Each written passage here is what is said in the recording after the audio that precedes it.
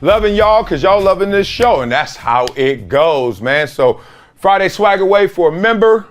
Right here, you get this right here. Never Shut Up dope book, or you can get this jersey. Yes, got this fresh jersey. I'm gonna go in a different order today, right? Or you can get these playing cards. All you gotta do is just go to our comment section and our community post, exact day and time when we go over 100. Where a little scrappy at? All right, now let's funk up some comments. I got this from Future. You know the Future. All right, here's the first one. 76ers culture is just cluttered and they need better discipline. Okay, yeah, I get into that conversation sometimes, but then I'm like, be careful. 29 teams got all similar stories. And they all got one thing in common. They ain't gonna win it all. One team gonna win it all. The rest of y'all gonna have some amazing stories of how close you got or some sad stories of how far you're away. So yeah, that may be their issue. They do need to address that. Check his postseason numbers. If I'm Philadelphia, I'm trading Joel Embiid. He is a loser. A little drop off, a little something. But you know what? In postseason, your plan A better have a plan B. A lot of times guys get into the postseason, what happens is, where's the plan B? Because you got to work on that left hand, you know, as they say in life. Because when it gets higher stakes, the first thing I'm going to think is when I play against you, if we both black belts, first thing I'm going to do is take away your strength. Now, what you going to do? All right, now the great ones got something else to do. And that's why they're great. All right, NFL running backs versus ESPN's Matt Miller. The agents need to start negotiating more incentives in the contracts. Receiving yards, carries, yak yards, broken tackles, number of snaps played, etc. Sounds great on paper, except in any negotiation, there's an other side. And that other side, like, hey, fool, stop trying to make me pay more for something that's getting devalued and diminished. I'm not going to do it. I don't give a damn. Oh, you want to slice up 100? Okay. Well, we could go 10, but we ain't going over 100 still. You know what I'm saying? So we just going to divvy it up differently, but the aggregate number stays the same. All right, so the quality of athletes playing running back is going to plummet because they will rather play a position that is financially respected. Genius point. It happened in football. If you were If you were pro age 21 in 1960 something, and you were 6'4", 250. You wanted to be the heavyweight champion of the world, right? You fast forward, that same guy in 2023 wanted to play defensive end, right?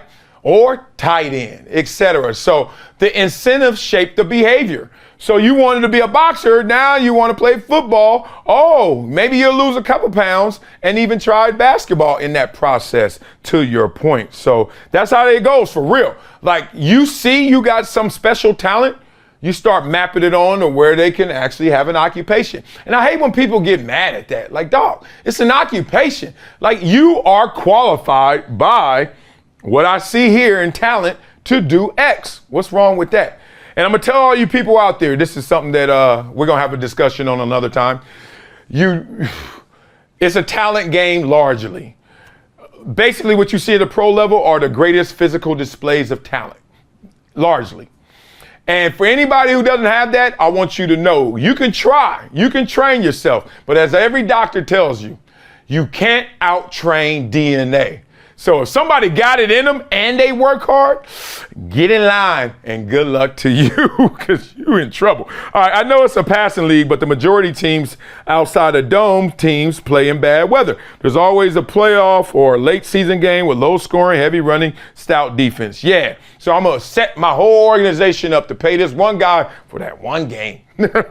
Oh, man. No, I hear what you're saying, but those games are becoming fewer and fewer because all these teams, they realize, do I want 6 yards or do I want 20 yards by throwing the ball? Yards per catch, a lot different than yards per carry.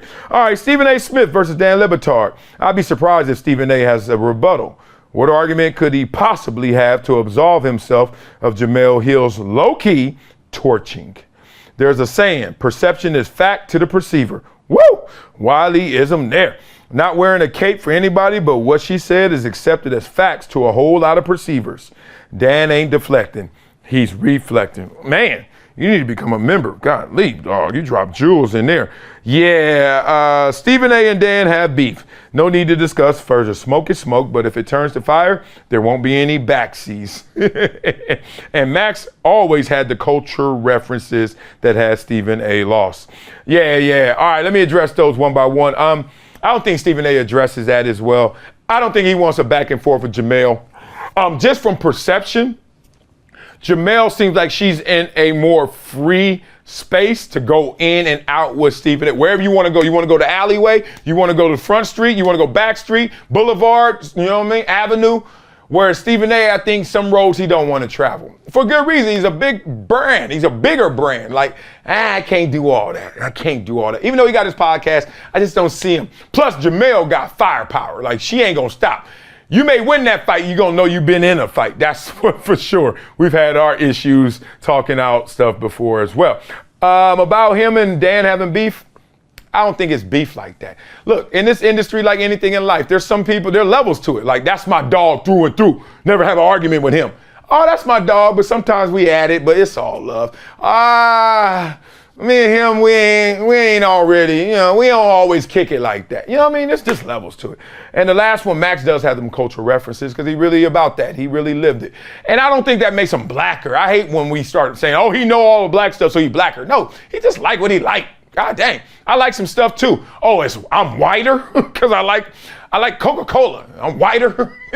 Black people might have made that. I don't know. The point is, I like skateboarding. I'm whiter. Like, you know what I mean? Actually, I don't like skateboarding, but I do like riding bikes. So point being, man, stop making it all of these other things. It's just, you like what you like. It is what it is. All right. I'm going to just add this little campfire camp story right now because I saw Aaron Rodgers walking into the Jets facility. And you know, they had the cameras. Y'all ever notice when you watch it on TV, they only got like 5 seconds of camera loop. And it just be to him walking in. Then he walking in. Then he walking in. I was laughing. I was like, damn, stop showing the same stuff. Stop showing the same angle. Give me something else. So let me give you a different angle, different perspective. All right. When you first walk into camp, the one thing that always sticks out to me is one, that anticipation, the anxiety, those nerves of like, not only how good you are, because you've been working, you're like, oh, I can't wait to flex on these fools. Then it's also like, who else been working? Because some of these cats gonna come back. You're like, damn, he got better. And you got to see your teammates more than you see your opponents, obviously, right? So if your teammates got better, one, you're like, oh, we're going to be squad this year. But two, damn, it's going to be a lot of hell pay in practice. Wednesdays, Thursdays look a lot different. I got to go against that every day. So that's love. But the one thing that sticks out in comment is we all looked around and we used to always say, y'all know, this is the healthiest we going to feel today all year. Like, damn, that's real. I remember when I think Thurman Thomas is the first one to say that. He was like, hey, y'all know this is the healthiest we going to feel all year right now, today. And I was like, damn. Because as soon as you go to practice, something sliced, something sprained, something dislocated, something broken, something gone.